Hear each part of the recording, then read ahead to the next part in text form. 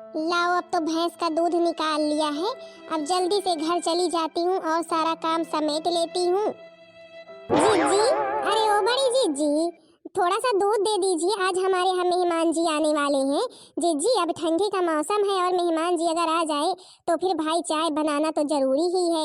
और फिर चाय भाई दूध वाली ही रहे तो फिर रहे, और ऐसे काली चाय मेहमान लोगों को बना करके देने में अच्छा थोड़ी ना लगता है। अरे मंजली, अब तुझसे मैं क्या बताऊं, और किसी दिन होता तो फिर तेरे को दूध जरूर दे देती, लेकिन आज मैं तेरे को दूध दे नहीं सकती हूँ, नहीं जरूर देती।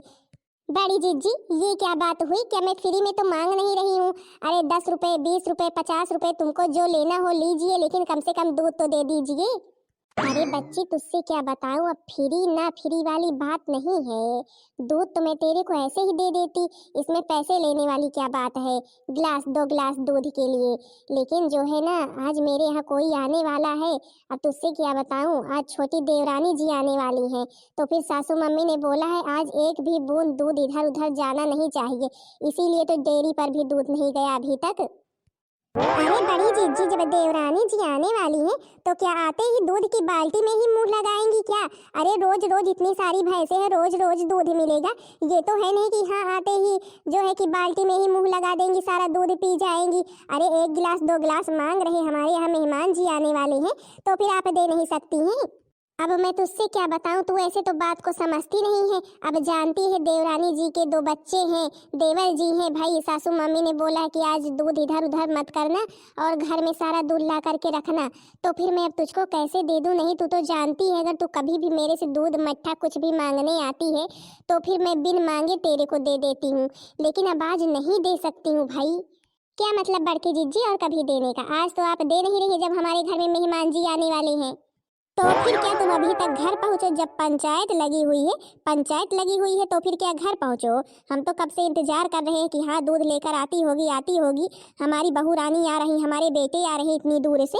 तो फिर जब यहाँ पर पंचायत ही हो रही है, ये परमिला की पतोहू जब मिल जाती है मेरी बहुरिया को ना, तब इसे इसी तरह से पंचायत में रोक लेती है। काकी जी, हम कोई बात नहीं कर रहे हैं, वो तो बड़ी जीजी जा रही थी तो हम आ ही गए, और हमने रोका नहीं, समझी कि नहीं आप? पहले तू मेरे को ये बता, ये लोटे में क्या है? देखो तो लोटे में क्या है?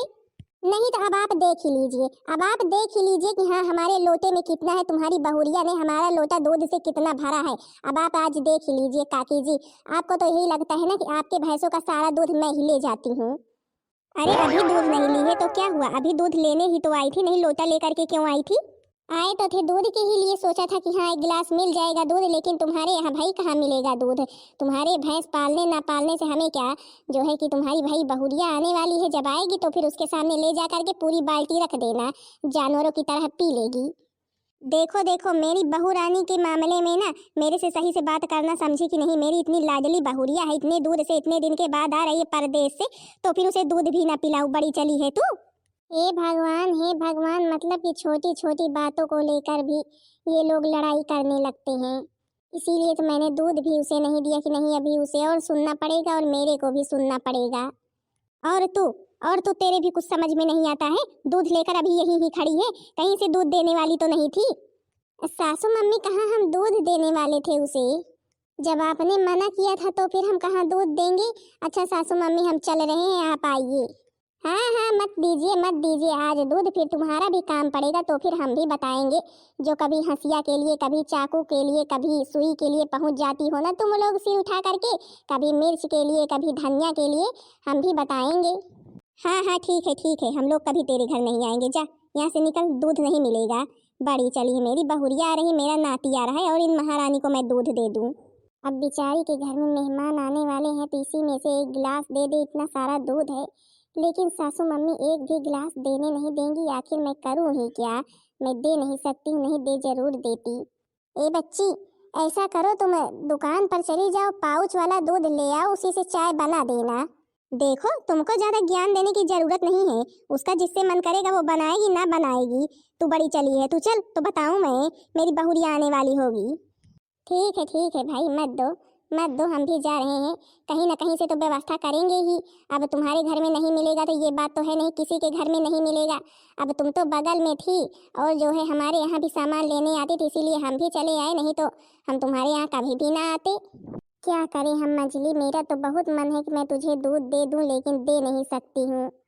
मतलब कि हमारे आने और ना आने से इन लोगों को कोई फर्क ही नहीं पड़ने वाला है। अरे यार, अब तुम भी इस घर की बहू हो कि अब बॉम्बे से आ रही हो तो फिर इस घर की बहू नहीं हो? अरे तो इस घर की बहू हूँ तो फिर कम से कम इतनी दूर से आ रही हूँ बॉम्बे से, मेरे स्वागत के लिए तो इन लोगों को कुछ तैयारियां करनी थी। अरे यार, तुम ये कैसी बात करती रहती हो? अब जब नई नवेली आई थी, जब बहू बन करके नई नई, तो फिर तुम्हारा स्वागत हुआ था। अब क्या बार बार तुम बॉम्बे से आओगी तो फिर सब लोग तुम्हारा स्वागत ही करेंगे? मेरे भैया और मम्मी ने आग जलाई हुई है और ठंड भी इतने तेज से, चलो चलते हैं, बढ़िया आग जो है सेकते हैं। चलो चलो बेटा, चलते हैं। अरे प्रणाम भैया जी, नमस्ते मम्मी जी, पाए लगू। अरे नमस्ते नमस्ते, मेरा बच्चा आ गया क्या भाई? हमने तो देखा ही नहीं। अरे अरे बहुरिया आ गई तुम? हाँ जी सासू मोम आ गए, लेकिन किसी का ध्यान हम पर है ही नहीं। अरे बहुरिया, अभी मैं भी आई कहीं से और आग के सामने बैठ गई। अच्छा आजा आजा आजा, तू भी हाथ सेक ली, इतनी दूर से आ रही है, हाथ कांप रहे होंगे। नो मोम, मैं आग के सामने नहीं बैठती हूँ। ठंड लग रही हो तो फिर आओ बैठ जाओ थोड़ी देर के लिए। नो मोम टो मोम यहाँ पर मत करो, गांव आ गई हो, समझी कि नहीं? पापा पापा, मैं जल तो नहीं जाऊंगी आग के सामने? अरे ना मेरी गुड़िया रानी, जल नहीं जाएगी, आग ऐसे ही जलती है। मतलब कि मैं इतनी दूर से चली आ रही हूँ और किसी को मेरी परवाह ही नहीं है। सब लोग आग के सामने बैठे हैं और मेरा सम्मान करने के लिए, मेरा स्वागत करने के लिए कोई खड़ा तक नहीं हुआ। और वो भी मैं इतनी अच्छी नौकरी करती हूँ, इस बुढ़ी को महीने में 2 महीने में 500 1000 2000 रुपए देती रहती हूँ। फिर भी देखो तो बुढ़ी को कैसे आग के सामने बैठी हुई है और मेरे पास तक नहीं आई। और ये बड़ी जिज्जी पता नहीं कहाँ मर गई, इन्हें पता नहीं था क्या कि मैं आ रही हूँ? कम से कम वो ही मेरे स्वागत के लिए कुछ करती, लेकिन नहीं, किसी को मेरी लगी ही नहीं है। और इस सोनू का तो ना दिमाग खराब हो गया है। देखो तो कैसे जा करके आग के सामने बैठ गया। मतलब कि मैं खड़ी हूँ और ये जा करके बैठ गया और मेरे को बोल रहा है आग के सामने आ करके बैठो। अरे मैं आग के सामने आ करके बैठूंगी, इसीलिए आई हूँ बॉम्बे से। मेरे को तो पता होता ना कि ये लोग ऐसा करेंगे तो फिर मैं बॉम्बे से कभी भी नहीं आती यहाँ पर। अरे देवरानी जी, हमें आने में लेट हो गया, क्या बताएं देवरानी जी, इतना सारा काम ही रहता है कि अब क्या करें। काम में लगे हुए थे, फिर पता चला कि देवरानी जी आ गई हैं तो फिर तुरंत निकल करके आए। आप आई क्यों? क्या करने के लिए आई हैं? मेरे को ना मेरे कमरे का रास्ता पता है, मैं अपने कमरे में जा रही हूँ, समझी कि नहीं? अब बड़ी बहुरिया आ गई है, अब छोटी बहू रानी का अच्छे से स्वागत करेगी तो फिर भाई धीरे धीरे लेकर के जाएगी, उसका कमरा बताएगी। अच्छा हटिए, अब हमारे रास्ते से आकर के खड़ी हो गई हैं। इतनी देर से तो मैं वेट कर रही थी, तब तो नहीं आई जल लेकर के, अब चली हैं जल लेकर के। इतना लेट हो गया तो फिर अब मेरे को वैसे भी थकान सी महसूस हो रही है। मैं जा रही हूँ अपने कमरे में, मेरे लिए 1 कप चाय पहुँचा देना, ठीक है? पूनम, तुम बड़ी भाभी से कैसे बात कर रही हो? कोई तमीज नहीं है क्या? अब आ गई हो ससुराल अपने, समझी कि नहीं? तुम्हारी बड़ी जीजी है, तुम्हारी जेठानी है, इस तरह मत बात करो, समझी कि नहीं? मतलब कि मैंने तुमको कितनी बार समझाया था कि हाँ ससुराल चल रही हो, ससुराल चल रही हो, वहां पर एक बहू की तरह रहना। तो फिर नहीं, तुम्हारे तो समझ में ही नहीं आता है, जो मुंह में आता है बोले चली जाती हो। हाँ हाँ सोनू, तुम तो बहुत अच्छा कर रहे हो ना, जैसे ही आए आग पकड़ करके बैठ गए और मैं यहाँ पर ही खड़ी हूँ। तो फिर क्यों खड़ी हो वहां पर? मैंने तो बोला कि हाँ आकर के तुम भी आग के सामने बैठ जाओ, तो फिर नहीं, तुम तो काली हो जाओगी, सांवली पड़ जाओगी भाई। हमें ना तुम सबसे बात ही नहीं करनी है, मैं अपने कमरे में जा रही हूँ। कोई बात नहीं कोई बात नहीं बड़ी बहू, अब छोटी बहू इतनी दूर से बम्बई से आ रही है तो फिर भाई उसे थकान सी लगी होगी, इसलिए अपने कमरे में गई। अभी थोड़ी देर आराम कर लेगी तो फिर जो है ठीक रहेगी। नहीं मम्मी, उसकी आदत भी खराब है, क्या करें, समझाते समझाते हम तो परेशान हो चुके हैं उससे। हाँ देवर भैया, भी क्या बताएं, आने में लेट हो गया जरूर करके, लेकिन देवरानी जी को इतना गुस्सा नहीं करना था। अच्छा देवर भैया, आप भी चलिए अंदर चलिए, हम चाय बनाने चल रहे हैं, जो है कि आप लोग भी चाय नाश्ता कीजिए। हाँ हाँ भाभी, चलिए चलिए, बनाइए, हम आ रहे हैं। और बेटा रिंकी पिंकू कैसे हो, ठीक हो ना? हाँ जी बड़ी मॉम, ठीक है हम। आप कैसी हैं, आप ठीक है ना? हाँ हाँ रिंकी बिटिया, हम ठीक हैं, चल रहे हैं नाश्ता बनाने, आओ सब लोग। दूसरे दिन। अरे नो मोम नो, अभी तक हमें चाय नाश्ता कहाँ मिला? वहाँ पर बॉम्बे में रहते थे तो फिर इतने समय तक 2 बार चाय पी लेते थे, इतने समय तक 4 ब्रेड आ जाता था और जो है कि नमकीन बिस्किट सारा कुछ वहाँ पर मिलता था। जब से यहाँ पर आए कुछ मिल ही नहीं रहा है। पता नहीं ये लोग कैसे रहते हैं, क्या खाते पीते हैं। और बड़ी जीजी को नहीं पता कि हाँ हम बॉम्बे से आए हैं तो फिर हमारे लिए सुबह सुबह नाश्ता बना दे, पराठी वगैरह। जब से सुबह हुई है तब से पता नहीं कहाँ निकल गई हैं, अभी घर ही लौट करके नहीं आई। अरे मोम, आपको परेशान होने की ज़रूरत नहीं, अभी मैं कल ही तो आ रही हूँ। अब कल आऊँगी तो फिर सारा सामान लेकर के आऊँगी। नो मोम, मैंने आपके लिए वो डिब्बे वाला शैम्पू खरीदा है। और हाँ, आप शैम्पू साबुन ये सब कुछ तो बिल्कुल भी मत खरीदना, ठीक है। और बड़ा वाला पाउच कोलगेट लाई हूँ और बड़ी वाली पैकेट सर्फ लाई हूँ। तो फिर आपको ये सब कुछ नहीं खरीदना है, कम से कम आपके लिए तो 2-3 महीने चल जाएंगे सब कुछ। हाँ हाँ मम्मी, बॉडी लोशन का तो बड़ा वाला डिब्बा लाई हूँ आपके लिए। आप पूरी ठंडी लगाएंगी ना तब भी नहीं खत्म होगा। हाँ हाँ माम, साल स्वेटर तो आपके लिए 2-2 लाई हूँ, एक आने जाने के लिए, एक घर में पहनने के लिए, ठीक है।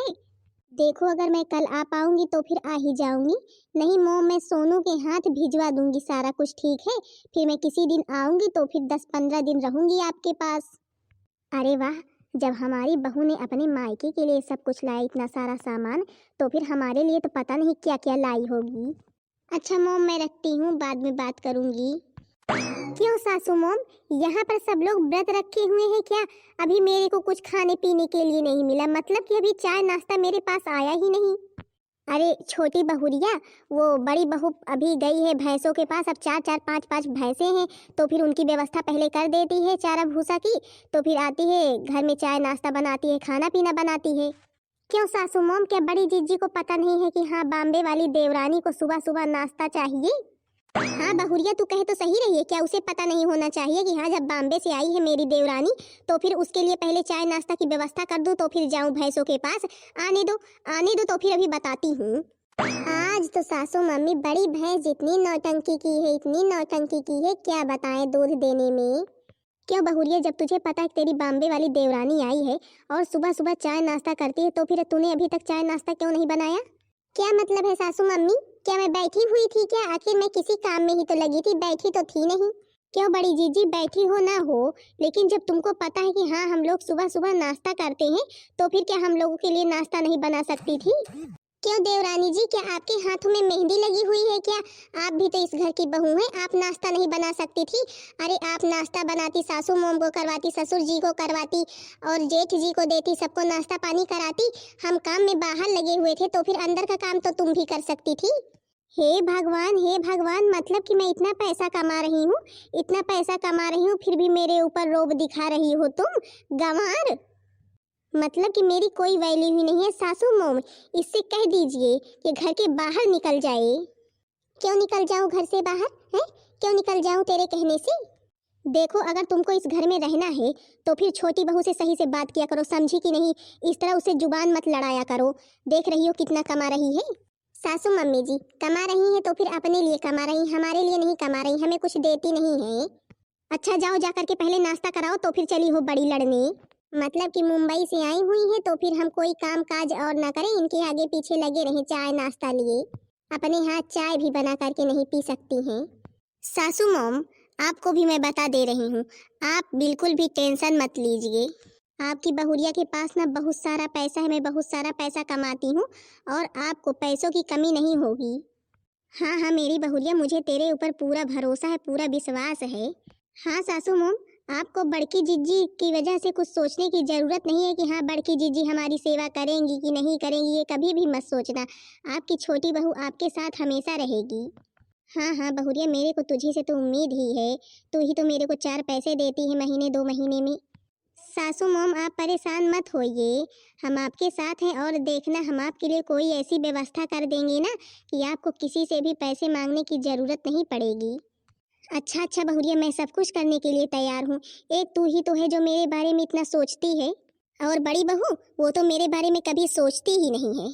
हाँ सासू मोम, उसीलिए तो मैं सोच रही हूँ कल को आप बूढ़ी हो जाएंगी तो फिर आपके साथ कोई खड़ी हो ना हो, लेकिन जब आपके पास पैसे रहेंगे ना तो फिर सब लोग आपको पूछेंगे, इसीलिए तो हम आपके लिए कोई व्यवस्था करने वाले हैं। अच्छा अच्छा बहुरिया, ठीक है मैं तैयार हूँ। बढ़िया है, मेरी छोटी बहू ही तो मेरे को मानती है। कह तो रही थी कि मम्मी जी कुछ कर दूंगी कि ताकि आपको बुढ़ापे में किसी से कुछ मांगने की जरूरत न पड़े। यही मौका है, बुद्धि अकेले बैठी है, इसी मौके का फायदा उठाती हूँ। बड़ी जिज्जी भी घर में अभी नहीं है और मैं अपना काम कर लेती हूँ। सासू मोम, अरे ओ सासू मोम, अरे बहुरिया तू आ गई, तेरा ही इंतजार कब से कर रही थी, कहाँ गई थी? अब सासू मोम, मैंने आपसे बताया नहीं था कि आपके लिए कुछ पैसों की व्यवस्था करना चाहती हूँ, तो फिर आपका पेंशन का फॉर्म भरने गई थी। तो फिर मम्मी जी इस पर आप अंगूठा लगा दीजिए, तो फिर मैं जमा कर दूंगी। अच्छा अच्छा बहुरिया, लगा देती हूँ, एक तू ही तो है जो मेरे बारे में इतना सोचती है। लगा दिया, मैंने लगा दिया अंगूठा। अब जा जा करके जमा कर दे। जी सासू मोम, मैं जमा भी कर दूंगी और आपके बारे में बात भी कर लूंगी, ठीक है? और आपको अब परेशान होने की जरूरत नहीं है। अब आपको पैसे हर महीने मिलते रहेंगे, किसी के सामने हाथ फैलाने की जरूरत नहीं पड़ेगी। अच्छा अच्छा बहुरिया, ठीक है फिर। चलो अच्छा है, कम से कम मेरी बहुरिया ने मेरे बारे में इतना तो सोचा। बड़ी बहू ने तो आज तक कुछ भी नहीं किया मेरे लिए। 2 दिन बाद जा रही हूँ, बढ़िया शॉपिंग करके आऊंगी। अरे छोटी बहू, कहीं जा रही हो क्या? अब मतलब कि मैं कहीं आऊं जाऊंगी तो फिर तुमसे पूछ कर जाऊंगी, तुमको बता करके जाऊंगी। इस तरह टोकना अच्छा नहीं लगता है, जिस तरह तुम टोक देती हो। आराम से बैठी हो, बैठी नहीं रहती हो। अरे बहुरिया, तू मेरे से कैसे बात कर रही है? आज तक तो तूने ऐसे मेरे से बात नहीं की, हमेशा सासू मम्मी करती थी, और आज कैसे बात कर रही है? अभी तक मैंने आपसे सासू मम्मी कहकर बात की है, लेकिन अब जरूरत नहीं है सासू मोम कहने की, समझी कि नहीं? अब मेरे को जो मन करेगा सो मैं बोलूंगी। अरे बहुरिया, तू कहना क्या चाहती, हम तो कुछ समझे ही नहीं। अब आपको ना कुछ समझने की जरूरत भी नहीं है, क्योंकि मैंने सारी प्रॉपर्टी ना अपने नाम करवा ली है अब। क्या सारी प्रॉपर्टी अपने नाम करवा ली है? मतलब कब? उस दिन जो मैंने तुमसे अंगूठा लगवाया था ना, वो कोई पेंशन का कागज नहीं था, वो प्रॉपर्टी का कागज था, समझी कि नहीं? क्या मतलब कि तूने मेरे को बेवकूफ बनाया और मेरे से झांसे से अंगूठा लगवा लिया?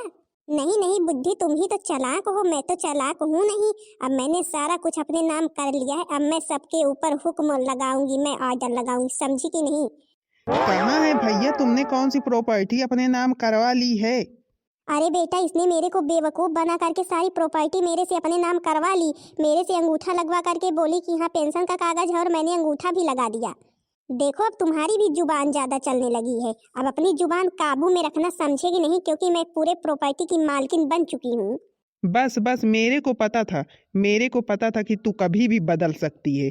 मेरे को वैसे भी तेरे ऊपर भरोसा नहीं था, इसीलिए तो मैंने खेल रचा था कि हाँ, तू जरूर ही अपनी असलियत सबके सामने एक ना एक दिन इसी तरह से लाएगी।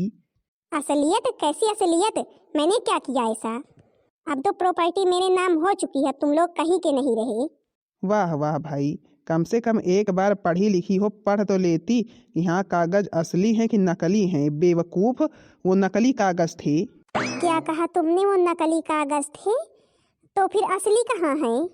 असली तो ये मेरे हाथ में है। मेरे को पता था तू ऐसा कुछ ना कुछ जरूर करेगी, इसी वजह से तो मैंने ओरिजिनल कागज हमेशा छिपा कर रखे तेरे से, और तूने आखिर वो ही कर दिया। अब करवा ली ना अपने नाम प्रॉपर्टी, चल अब निकल इस घर से, निकल अब। वही नकली कागज लेकर इस घर से निकल। तू इस घर में रहने लायक नहीं है, मतलब कि जब से आई है मेरी भाभी, मेरे भैया, कोई कद्र ही नहीं है इस घर में। मम्मी जी तुम भी इसके कहने में आ गई थी, और सीता जैसी भाभी को जो है इस तरह दुत्कार दिया। अब बेटा, मेरे को क्या पता, ये पिचासनी, ये कुलच्छनी हमारे यहाँ ये ढोंग रचने आई है। मैंने तो इसके ऊपर विश्वास किया, और जिस बहू ने हमारी जिंदगी भर सेवा की, मैंने उसे घर से निकालने का निर्णय ले लिया। लेकिन मेरे को ये नहीं पता था कि ये मेरे साथ कौन सा खेल खेल रही है। मैंने तो सोचा कि हाँ, हमारे बारे में सोच रही है। निकल जा मेरे घर से इसी वक्त। नहीं नहीं सोनू जी, प्लीज सोनू जी, आप हमें ऐसे घर से मत निकालिए। प्लीज सासू मोम, हमें ऐसे घर से मत निकालिए। सासू मोम, मेरे से गलती हो गई सासू मोम, अब मैं ऐसा नहीं करूंगी सासू मोम, प्लीज सासू मोम। मेरे से क्या माफी मांग रही? मेरे साथ तो जो तूने किया ही है। तेरे आने से बड़ी बहू की कितनी बेइज्जती हुई, उसका सबने कितना अपमान किया है, मैंने कितना अपमान किया है। और किसने किया है? तूने किया है, मैंने किया है। प्लीज जीजी हमें माफ कर दो। जीजी, हमने आपके साथ बहुत गलत किया, प्लीज जीजी हमें माफ कर दो। कोई बात नहीं छोटी, तुम समझ गई, बस हमारे लिए यही काफी है, और फिर हमें कुछ नहीं चाहिए। पता नहीं क्यों तुम ही ऐसे हमसे बात करती थी। अरे भाभी घमंडी लड़की है ना, इसके ऊपर पैसों का घमंड चढ़ा था। अब जब ये यही गांव में रहेगी, खेत में काम करेगी ना, तो फिर इसका सारा घमंड निकलेगा। बड़ी बहू मेरे को माफ कर दे बड़ी बहू, मैंने छोटी बहू की बातों में आकर के तेरे को कितना क्या कुछ नहीं सुनाया, माफ कर दे बड़ी बहू। कोई बात नहीं सासू मम्मी, कोई बात नहीं, आप हमारी सासू मम्मी हैं, हमें जो भी कुछ सुनाए सुना सकती हैं। बाकी सासू मम्मी आप समझ गई, हमारे लिए इतना ही काफ़ी है कि हाँ आप सब समझ गए कि नहीं। बहन दीदी लोग, आप लोगों ने देखा जब से हमारी देवरानी जी आई थी तब से सासू मम्मी भी बदल गई थी, उन्हीं की ओर बोलती थी, और आज देख लो देवरानी ने आखिर अपना असली रूप दिखा ही दिया। बाकी बहन दीदी लोग, आप लोगों को मेरी वीडियो कैसी लगी कमेंट में ज़रूर बताना। वीडियो पसंद आई होगी तो फिर वीडियो को लाइक कर देना और चैनल को सब्सक्राइब कर देना, ताकि दूसरा वीडियो आप सबके पास जल्द से जल्द पहुंच जाए।